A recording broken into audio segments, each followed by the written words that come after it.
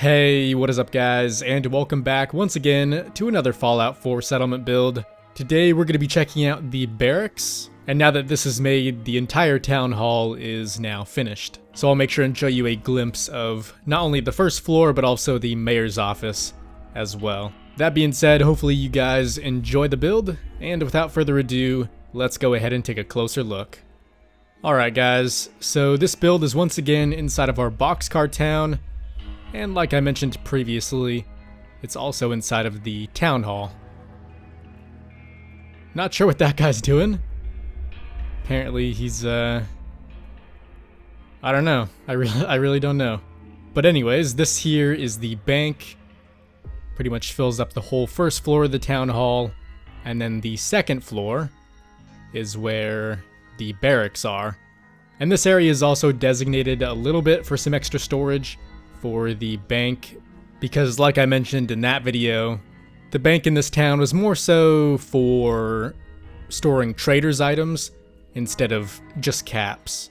So that's why in terms of storage, it's not so much just random safes here and there, but more so barrels or boxes like the ones you're seeing right now. And then as for the third floor on this building, or the roof I should say, that's going to be accessed through this elevator. And the reason there's a chair right here is because I thought it would be kind of cool to do something similar to what they have in various hotels or even in a boat like the Titanic. At least in the movie, it seemed like all the elevators had to be run by one of the employees. So that's kind of what I've tried to do right here. And I think by doing so, it keeps the mayor a little bit safer. And with that being the case, it almost adds to his personality even more. Because like I've said before, he is a rather corrupt guy, so I think by having bodyguards that not only protect him, but also just his entire area in general, really makes him seem like someone who doesn't want to be messed with. But all that being said, if you want to get a closer look at either the mayor's office or the bank, feel free to check those videos out. But for today, we'll just be going over the barracks. So down inside here, it's a pretty decent sized area, I'd say. And as for the guards' uniforms, I still haven't really come up with a finalized outfit, but I think this is sort of what I'm going for. It's pretty much a mix between the Diamond City guards and just your regular raider. So that way they don't seem too friendly. They're more so someone you just want to watch out for in general. And now that we have the town's own police station and detective's office, the mayor's personal guards, and Hancock's gangsters down by the docks, it's almost starting to become apparent that there's going to be some kind of rivalry in this town. And I think that's going to become a very cool concept, because we have the corrupt mayor, the police or detective agency who wants to do some good, and then there's also Hancock's mobsters who are sort of that middle ground. You know, half the time they're going to want to do the good thing, but if the caps are right, they could always be swayed the other way. But anyways, back to the barracks, you'll notice we have quite the armory in here. In fact, the one that's available for these guys is actually quite a bit more than what the police department had, or the jail I think it was.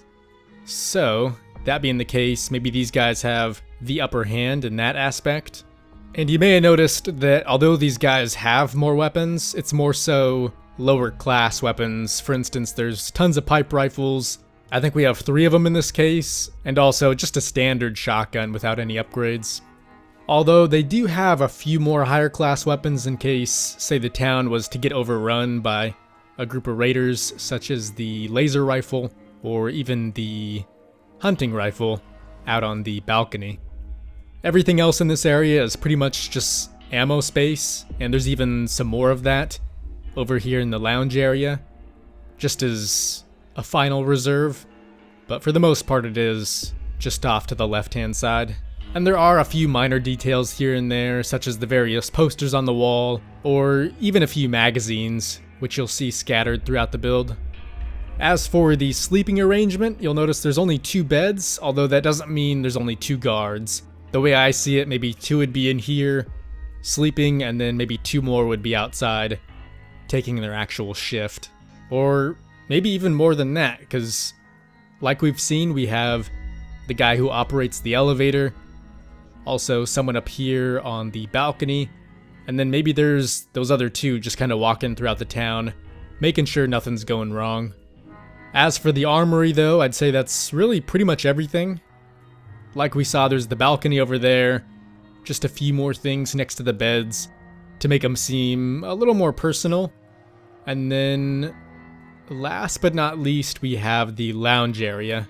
And in here, you'll notice there's quite a bit more storage off to the back side, along with over on the left as well. A few decorations on the walls, such as the flag or posters off to the other side. And what was really cool about these is that if you press them far enough up, the torn wallpaper that's kind of revealing the bricks will actually affect the posters beneath it.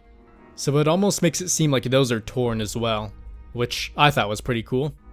Also, in terms of the little details, you'll see there's some files on the table that are maybe being looked over at the moment, along with some handcuffs and the ham radio, just so all the various guards can sort of communicate with each other. There's also a few beers and random boxes of ammo just scattered about. And I think throwing in little stuff like this can, in the end, really give your build a bit more of a realistic look. Because if you think about it, especially in the apocalypse, no one really has that much time to make sure everything's always organized or as clean as they could always be. So although it may look a little bit messy, I think, once again, it just kind of adds to that realism. And I guess one more minor change before we wrap things up would be the support beams coming down right below the bridge, which leads to the mayor's office. And the one to the right actually goes all the way down to the first floor. So I thought that was pretty cool that it kind of lined up almost perfectly. And there's also one more of these to the right side as well.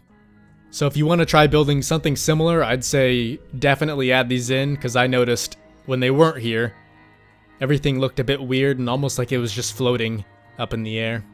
But anyways guys, I'd say that's just about everything for today's build, so hopefully you did enjoy it. If you have any ideas for future builds, feel free to let me know down in the comments. I think the next video we're going to do is going to be the full town walkthrough, so I'll try to fill in a lot of the empty spaces, just so the town really looks nice and full. So any ideas you have for filling up those spaces would be much appreciated. But yeah guys, once again, thanks for watching, hopefully you did enjoy the video, and as always, I will see you in the next one.